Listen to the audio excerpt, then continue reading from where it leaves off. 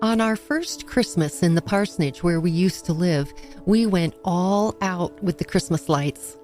Icicle lights twinkled from our eaves, the bushes were covered with shimmering strings, and a big spotlight glowed over a nativity scene. The display didn't quite rival Clark Griswold's, but we did keep blowing fuses. I wonder if our neighbors got any sleep that year. In the days before streetlights and nightlights, I would imagine a radiant beam shining down like a beacon must have been an amazing sight. Surely nothing like that had happened in the little town of Bethlehem. Matthew 2:9 says, "And the star they had seen in the east went ahead of them until it stopped over the place where the child was." When Matthew set out to write an account of Jesus' life, he wanted to start at the very beginning. His friend Mark, who had already penned his gospel, began with Jesus coming to John for baptism. But Matthew must have done some extra research because he opened his narrative with a 42-generation family tree. Then the story opens. Matthew 1:18. This is how the birth of Jesus Christ came about. His mother Mary was pledged to be married to Joseph.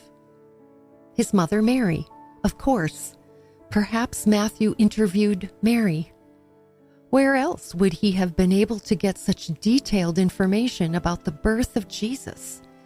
Who else would have been able to describe a bright light in the sky that came to rest right over their roof? How else would Matthew have known the list of gifts from 3 unexpected guests?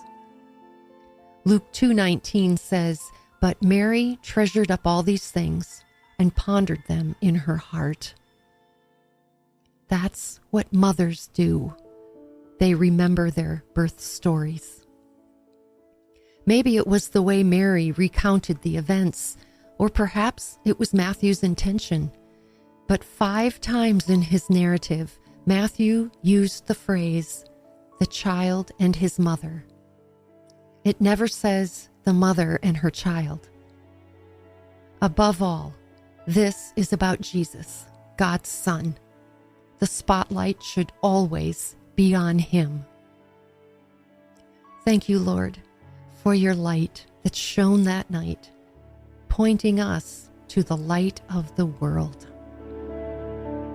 This is Dinah Overleen, inviting you to join me next time as we continue to follow the star in the 12 devotions of Christmas.